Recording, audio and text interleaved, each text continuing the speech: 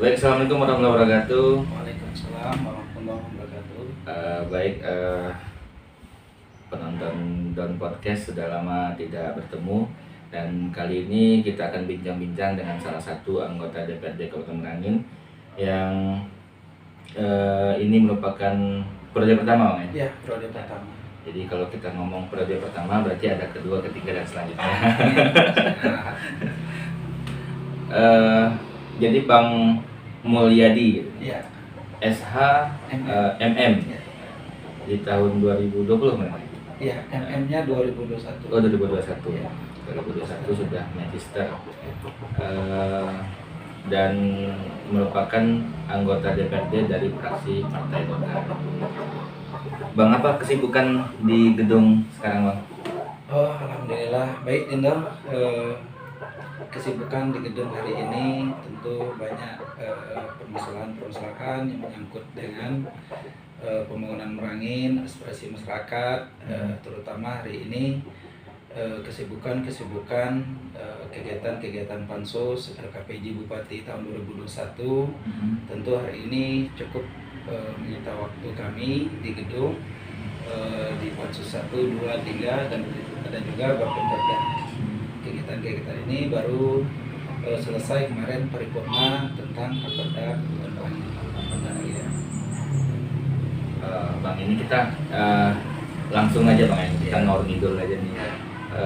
Kalau biasanya di perpolitikan Indonesia itu kan kebanyakan ada latar belakang, oh ini dia jadi politikus, atau ada keluarganya yang juga politikus.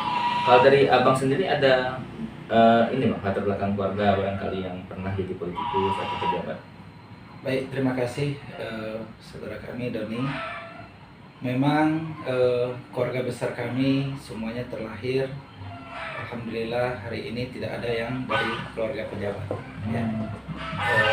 Sementara kami dari keluarga yang sangat sederhana, dari seorang anak yatim.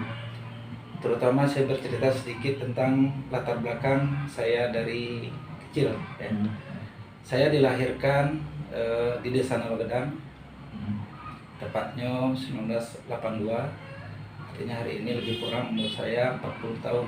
Kalau nanti Oktober, 15 Oktober ya. Jadi alhamdulillah saya dilahirkan dari keluarga yang sangat sederhana. Orang tua saya itu namanya Sapri bin Sayuti, ibu saya itu Raima, yang mana waktu umur lebih kurang 4 tahun saya ditinggal seorang ayah, dipanggil oleh Allah, lebih kurang umur 4 tahun. Waktu itu pun saya tidak bisa melihat, mengenang sosok seorang ayah karena umur terlalu kecil, belum terekam waktu itu 4 tahun. Jadi saya hidup dengan seorang ibu, ada seorang kakak. Waktu itu jumlah saudara yang ditinggalkan seorang ayah waktu itu tahun 86, lebih kurang 86, itu ada 3. Satu yang kakak tertua saya, Harmonis. Yang kedua itu kata ibu saya itu waktu umur berapa bulan meninggal. Yang ketiga saya, yang keempat waktu itu masih hidup, ditinggal seorang ayah waktu itu. Jadi kami itu ada 4 beradik, saya ini orang nomor 3. Ya, jadi waktu itu yang hidup 1, 3, dan 4 waktu ditinggal seorang bapak. Jadi pas berapa bulan bapak udah meninggal, cerita orang tua mak saya, nyusul lagi adik saya yang kecil, yang masih umur lebih kurang setahun lebih. Saya masih ini, saya dengar cerita dari ibu, itu masih posisi belum bisa berjalan, artinya belum bisa jalan, artinya masih merangkak atau inilah ya, masih belajar ya, artinya masih umur setahun. Waktu itu dia juga nyusul, dipanggil oleh Allah, lebih kurang setahun, saya ingat itu kalau cerita dari orang tua. Kemudian kami tumbuh dewasa, tumbuh dengan kesehariannya, dengan hidup. Orang tua ini punya kakak yang perempuan waktu itu juga masih hidup. Beliau yang perempuan ini ada 2 beradik, kakak orang tua saya. Kemudian dia sering bergabung lah. Waktu itu kami tinggal di rumah dia. Tinggal di rumah seorang ibu dari kakak dari ibu dari mak saya, artinya sepupuan mak, ada sepupuan kakak beradik daripada mak. Jadi saya tinggal di situlah kami hidup berkelana, artinya waktu dari kecil dari umur 4 tahun, maklumlah seorang anak yatim tentu banyak sejarah dan pengalaman hidup, tentu makan seadanya waktu itu, tinggal pekerjaan. Jadi saya hidup dengan seorang ibu yang waktu itu ditinggal seorang bapak. Jadi kami sangat susah waktu itu, sampai-sampai kami dari kecil saya sendiri setelah cerita kepada anak-anak, nak, yang penting kamu nanti jangan seperti ayah. Harapan ayah hari ini cukup ayah yang menderita seperti dulu, dari kecil ditinggal seorang bapak, kemudian tumbuh besar, semua pengalaman sejarah hidup yang susah, yang pahit yang pernah bapak kerjakan. Apalagi makan dengan garam yang campur dengan minyak itu, saya rasa itu sudah tidak terhitung kalinya, Bung Doni. Itu sudah tidak terhitung kalau kami makan di situ. Kadang kami tinggal waktu itu di rumah kakak mak itu, kemudian pindah lagi, ada rumah gubuk yang belum siap, waktu itu ditinggal waktu bapak almarhum. Jadi kadang kami tinggal di sana, kadang di rumah kakak ibu. Jadi waktu itu orang tua mungkin banyak ke kebun pagi-pagi, kadang jadi kami ikutlah ke kebun, tanam padi, tanam karet. Waktu itu saya ingat waktu itu di pondok-pondok saya sering sore-sore main rolling, ambil bambu, yang dari bambu itu sering duduk-duduk main. Jadi anak inilah rasa-rasa waktu itu memang anak tani. Kemudian kami tambah lagi dengan kehidupan yang lain. Tentu kami semua pun pekerjaan. Saya ini dari kecil mulai senang berniaga. Artinya berniaga waktu kecil. Saya ingat waktu itu dekat rumah itu ada pohon jengkol. Itu nanti apapun yang saya ceritakan ini adalah cerita fakta. Nanti banyak yang bisa membuktikan bahwa ini Dina Lotus orang tidak tahu kalau dengan kehidupan saya waktu itu. Dari kecil saya senang berniaga, artinya dari umur 4 tahun, 5 tahun sampailah mau masuk SD itu saya selalu berniaga, berjualan, ngambil jengkol, kadang jengkol dekat rumah itu, kadang apapun yang bisa menjadikan uang. Waktu itu ada PT Serestra, saya ambil jengkol, jual, dibuka, kadang dijual masuk dalam ember, ikut keliling. Waktu itu 100 rupiah satu mainnya itu itu dari kaleng itu secanting, kalau secanting 100 rupiah. Jadi itu jualan lah, kadang dapat duit 2.000, 1.500, 1.000 kan cukup untuk itu bisa bantu. Ya. Jadi artinya kami naik berikutnya, tentu kami umur 6 tahun saya dimasukkan oleh ibu masuk sekolah dasar dengan juga kehidupan bersama kakak harmonis. Kakak saya harmonis. Tentu kami sambil sekolah SD saya juga sambil motong karet, sambil nyedot karet. Jadi tentu banyak pengalaman waktu masih kecil yang tidak bisa saya lupakan. Sejarah hidup saya waktu itu cukup keras, perjuangan hidup. Maklum seorang anak yatim, ditinggal seorang ayah. Jadi tumbuh dewasa itu tentu perjuangan pahit yang sangat banyak yang saya rasakan. Kemudian sekolah, tahun SD kalau tidak salah saya masuk itu tahun 90 sampai 96. Enggak, 88 ini ya, 88 sampai pokoknya tahun SD, jalan SD. Kemudian saya sambil bekerja bantu orang tua juga, kadang pergi ke kebun, kadang nyedap karet, kadang ngangkut pasir. Di umur 6 tahun itu sudah nyedap karet? Sudah, kalau 6 tahun mulai SD lah. Mulai SD? Ya, 6 sampai 8 tahun. 6 sampai 12 tahun itu Hmm. kegiatan nyadap itu sudah sering ikut angkat tanaman itu di kebun, kegiatan-kegiatan untuk membantu orang tua. Kemudian tentunya dari kecil saya tidak pernah merasakan bagaimana hidup ini mempunyai seorang ayah yang selalu memotivasi. Tentu ini sangat sedikit mengenai jiwa saya tentang sosok seorang ayah. Jadi pengalaman-pengalaman itulah yang membuat saya tentunya hari ini berpikir hidup ini memang perjuangan. Artinya kembali ke pertanyaan Bung Doni tadi bahwa adakah dari sisi keluarga yang mungkin dari sosok seorang bapak, dari sosok seorang keluarga, keturunan yang dari pejabat, ya saya katakan ini kosong.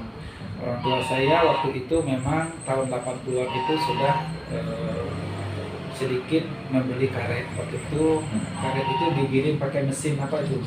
Ada mesin alat penggiling karet itu. Jadi karetnya bukan seperti yang sekarang, yang tebal-tebal udah tipis ya. Oh, tipis. Ya, waktu itu tahun 80-an ada juga dia waktu itu bawa karet itu sampai ke Padang. Tahun 80-an orang tua saya Pak Sapri itu, almarhum orang tua yang kami itu sudah membawa karet itu sampai ke Padang, tapi lewat sungai, bukan lewat darat, lewat sungai Tantang ya. Rakit lewat sungai Tantang. Jadi artinya sosok seorang tua saya juga seorang pedagang waktu itu. Ditambah lagi sosok seorang ibu juga sebagai ibu rumah tangga, tidak ada pun yang berugi. Kemudian nenek saya juga mungkin adalah pegawai sosial dulu, yang nenek Sayuti, saya orang tua bapak dari ayah saya. Paling itu adalah pegawai sosial waktu itu, cuma saya dengar tidak ada dapat pensiun sosial, tapi sejarah yang saya dengar dia pegawai sosial. Nah, itu artinya saya lihat dari sosok dari keluarga, sisilah keluarga memang kami ada sedikit paling keturunan yang keberapa lah yang namanya Depati Setiabudi yang ada di Kecamatan Nanatantan di Desa Nanatantan itu. Jadi tentu kami ini keturunan yang kayak 10 atau kayak 8 jauh lah. Artinya memang sedikit tata di situ lah paling. Ada garisnya. Ya, dari situ. Ya, artinya dari sisi keluarga tidak ada satupun yang mantan pejabat, birokrasi, apalagi politisi, apalagi eksekutif. Kemudian masa mudanya Bang Mul itu setelah membantu orang tua waktu SD, Ya. kemudian masa mudanya itu dihabiskan untuk bekerja juga atau bagaimana? Iya. Artinya teman SD saya alhamdulillah waktu itu SMP tahun 95. Ya, SMP saya itu Bung Doni waktu itu ada program pemerintah itu SLTPT, Sekolah Lanjutan Tingkat Pertama Terbuka. Jadi disingkatkan SMP Terbuka. Sampai terbuka. Yang mana induk SMP-nya SMP Negeri 3 kalau dulu. Oh, SMP yang Negeri sekarang 3 SMP 4 Pani, ya. ya. Saya tamat tahun 95. Artinya waktu itu tamatan SD saya langsung masuk SMP terbuka yang dibeasiswai oleh yang dibantu oleh pemerintah pusat yang nanti yang belajarnya melalui modul waktu itu. Ada buku modul yang dikasih, jadi kita tatap muka itu paling ada berapa kali lah ya. Alumni kita cukup banyak waktu itu, sampai itu kita di SMP 3 ujian pun jazah saya pun di SMP 3. Oh iya. Ya, jazah SMP 3 karena induknya di situ waktu itu. Jadi waktu SMP juga tidak lepas dari tuntutan kehidupan, tuntutan perut, artinya tuntutan ingin menyelamatkan biar bisa hidup, menyambung hidup. Artinya tidak ada berpikir tuntutan bagaimana membeli mainan ini, ikut refreshing ke sini, ikut orang tua di sini, itu jauh sekali Bung Doni ya. Jadi artinya waktu itu kami cuma memikirkan bagaimana menyambung kehidupan ini untuk bisa makan dan artinya untuk menyambung hidup, membantu orang tua. Tetap profesi yang saya lakoni waktu itu sambil nyadap karet, belum sekolahnya kan tidak setiap hari, jadi masih punya kesempatan tidak terlepas sih bang untuk nyadap karet, pergi balok waktu itu di Sungai Lontar namanya kalau di desa Nalor itu. Ada juga waktu itu saya ngambil manau yang rotan-rotan ini yang kecil-kecil itu, semua saya lakukan untuk membantu nafkah, untuk membantu orang tua dan membantu daripada kakak saya sendiri itu waktu itu. Jadi waktu masa 95 sampai 98 3 tahun SMP. Jadi masa muda. Jadi tentu masa remaja waktu itu.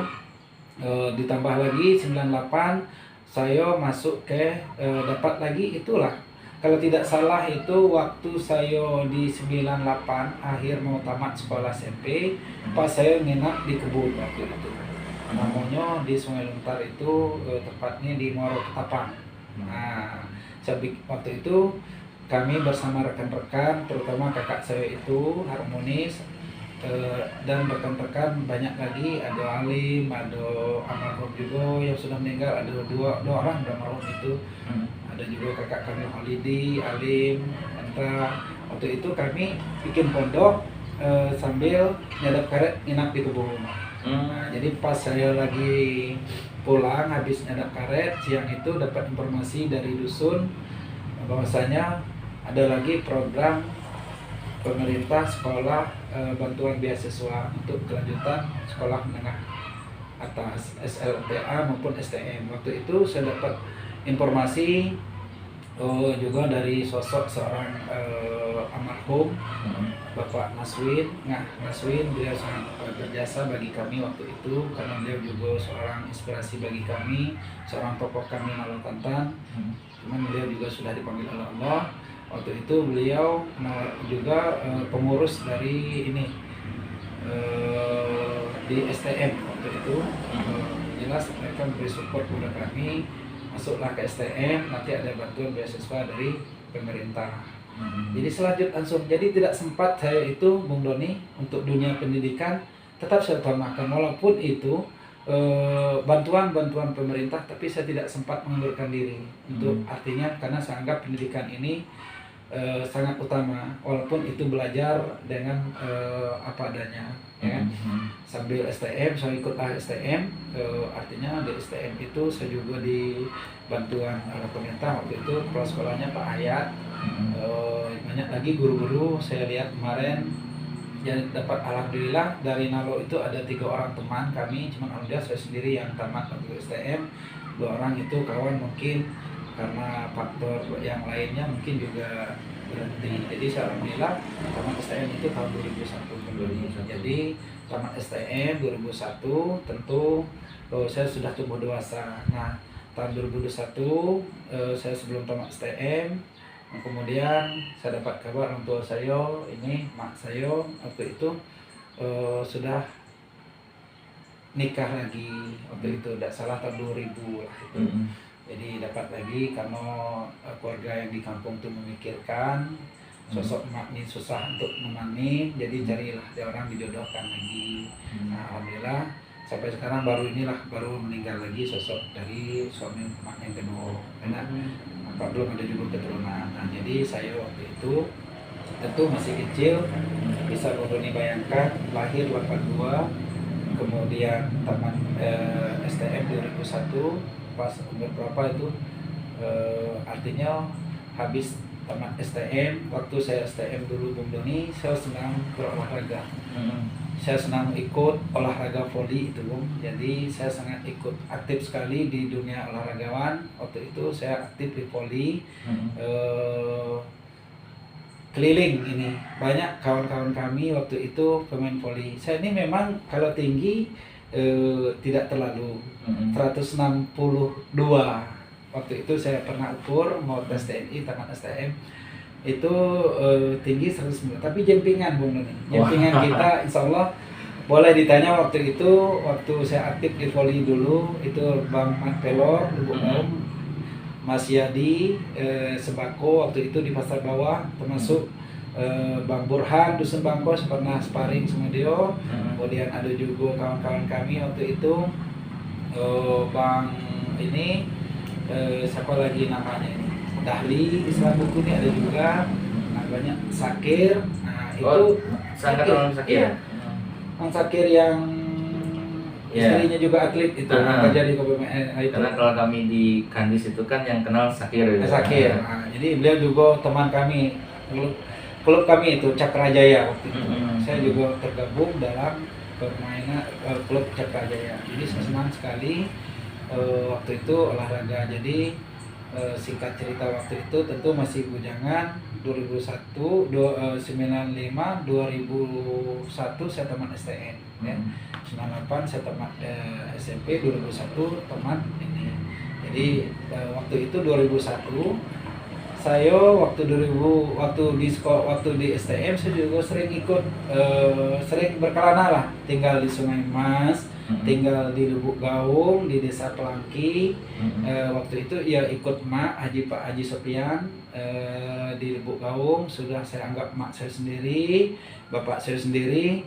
Kemudian di Sungai Mas juga banyak tempat rumah Pak Sarnobi, ada bedeng Pak Abdullah, saya juga dibantu oleh Pak Abdullah waktu itu, yang orang Nalo, keluarga besar kami yang punya bedeng Sungai Mas tanpa dibayar. Bedeng itu saya sekolah STM itu di situ, jadi juga sedikit sangat membantu keluarga.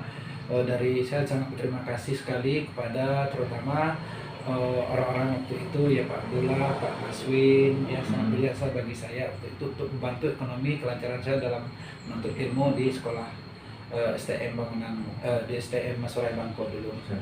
Jadi waktu itu banyak sekali sejarah-sejarah pengalaman yang saya dapatkan berkelana. Saya waktu STM saya juga senang ikut berjualan. Waktu kalau di STM dulu, Bung Doni, Sabtu Minggu saya berniaga. Kebetulan di sebelah Beden Cikmis itu di RT 6 Sungai Mas itu, Kelurahan Pasar Atas itu, di Beden ada Beden 4 pintu kalau tidak salah. Itu di sebelah itu ada usaha UMKM kecil lah, usaha bergerak di bidang asbak rokok waktu itu kalau tidak salah. Asbak rokok, dibuat asbak rokok dari bahan inilah dicetak dari bahan tatal kayu itu loh gitu ya kan. Tapi dicetak sendiri waktu itu, ada yang gambar burung, ada yang gambar boneka, ada yang gambar ini, banyak sekali itu. Jadi saya, karena saya juga bantu itu, saya bantu jual. Jadi Sabtu Minggu habis ini saya jualan. Kadang-kadang saya ikut juga sebelah tetangga itu Pak Mahfud ikut nanam sawit ke Birun. Saya sampai ke Birun juga waktu itu STM. Artinya menyambung hidup supaya ini maklum waktu STM beasiswa. Ya, sekolah dapat beasiswa kadang 3 bulan sekali. Cuman berapa lah waktu itu, tidak full kan, artinya dapat kiriman mana lah orang tua tidak ada mampu juga kakak, artinya waktu sekolah apa adanya. Masa itu Bung Doni, bayangkan di STM saking hematnya saya itu, saya beli kol itu satu kol itu diiris, kadang 1 minggu itu sambal terus, tiap hari iris sedikit. Kol kan besar juga tuh, ya kan? Iris, iris besar ini sedikit buat sambal, masak kan. Jadi pokoknya itulah sambal tiap hari, tidak ada mikir-mikir. Terus berulang ya? Iya, terus berulang. Nanti besok paling ada lah kiriman sayur, tukar. Tidak ada yang paling semangat tuh kalau ada yasinan, acara kegiatan di rumah-rumah di Sungai Mas itu nasi berkat, wah itu enak sekali itu makannya. Jadi itu pengalaman hidup saya waktu sekolah untuk ilmu di STM. Saya jurusan bangunan gedung waktu itu, tamatan 2001. Banyak sekali teman-teman. Jadi waktu tamat sekolah, waktu di STM saya juga berjualan, berniaga di pasar, ikut Pak Sopian tuh, Haji Sopian itu ada tokoh di pasar bawah, saya dipercayakan untuk menunggu tokoh balik sekolah. Kadang hari ini saya juga ini menunggu tokoh beliau. Nah, tamat tahun 2001 karena cita-cita saya dulu kembali jujur, saya berawal dulu melihat seragam TNI itu luar biasa, Bu. Jadi saya merasa waktu itu yang terbayangkan saya ingin mengabdi kepada bangsa dan negara melalui jalur TNI. Jadi saya sangat tertarik, ingin sekali menjadi seorang prajurit karena ingin membela bangsa dan negara ini rasanya melalui jalur itu. Dan lagi mengamankan, membela keluarga, ingin mengangkat derajat keluarga. Prinsip ingin jadi TNI, tidak ada cita-cita lain. Tidak ada cita seorang jadi pengusaha sukses, tidak ada yang jadi, itu luar konteks semua. Jadi seiring itu tamat tahun 2001 saya ikut tes di Palembang, ternyata sependek Bung. 162 kalau tidak salah. Kami 5 orang ikut tes, cuma 1 orang jebol. 2 orang tinggi, 2 orang yang rendah, 1 orang yang standar. 2 orang yang tinggi ada yang buta warna, ada yang kurang ini, 2 orang yang ini, 1 orang jebol. Kawan kami Arpi di Bukaung ini. Nah, waktu itu. Jadi karena saya tidak lulus di Palembang, di Ajen, saya balik lagi ke Bangko. Saya ikut lagi jualan, bantu-bantu, yang mana waktu itu saya juga melamar kerja di Toko Talata Bung, 2001 sampai 2002.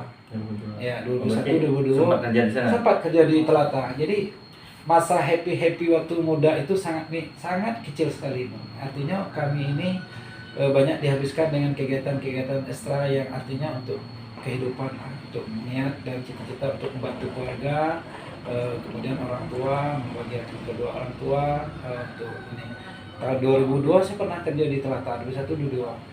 Malah waktu itu saya akan diangkat sebagai kepala gudang sebelah itu, gudang semen. Saya izin dengan Melinda di Telata, sangat banyak sekali pengalaman dalam ilmu perdagangan, sangat banyak sekali yang saya dapatkan. Memang is the best lah kalau untuk Telata, Merangin. Saya juga apresiasi waktu itu Melinda, waktu itu sangat hebat sekali manajemennya, sampai saya itu sering salah masukkan kantong aso itu Bung. Artinya orang belanja, ini belanja paku 1 kilo enak, saya kasih aso yang 5 kilo. Mall itu salah, kalau sekilo kasih aso yang sekilo biar itu balen sama, jadi enggak terlalu ini. Jadi cukup banyak sekali, jadi saya dapat pengalaman dan ilmu dari Nilinda Telata itu. Dia juga termasuk salah satu orang yang berjasa bagi saya, termasuk Pak Haji Bali juga, karena didikan mereka cukup luar biasa juga untuk karakter saya. Kemudian singkat cerita lagi Bung Doni, setahun lebih kurang sekerja saya keluar lagi. Bukan dikeluarkan, saya mengundurkan diri karena pengen lagi supaya mandiri. Artinya saya pengen mandiri. Tahun 2002 saya lagi mandiri, saya keluar izin, saya buka usaha. Saya juga waktu itu buka usaha di Pasar Bawah. Pernah toko sendiri masih bujangan dengan kakak saya Harmonis itu di Perak Lampung. Di sebelah musola itu ada toko lebih kurang ukurannya ini 3x4 ya, lebih kurang 3x4 dengan tinggi tidak terlalu, paling tinggi 3,5 meter lah, toko papan. Itu toko manisan? Ya, toko manisan 3x4, ada 4, 1, 2, 3 pintu. Saya ambil yang nomor 3. Nah, waktu itu saya waktu itu di mana ngambil modal Bung. Jadi pertanyaan hari ini kok bisa bertopok. Waktu itu saya dibantu oleh Bapak Haji Supian dulu waktu itu. Kemudian dibantu juga salah satu kerabat kami waktu itu Pak Azari, dia juga tokoh, karena hubungan baik waktu saya sekolah dulu saya jago tokoh itu.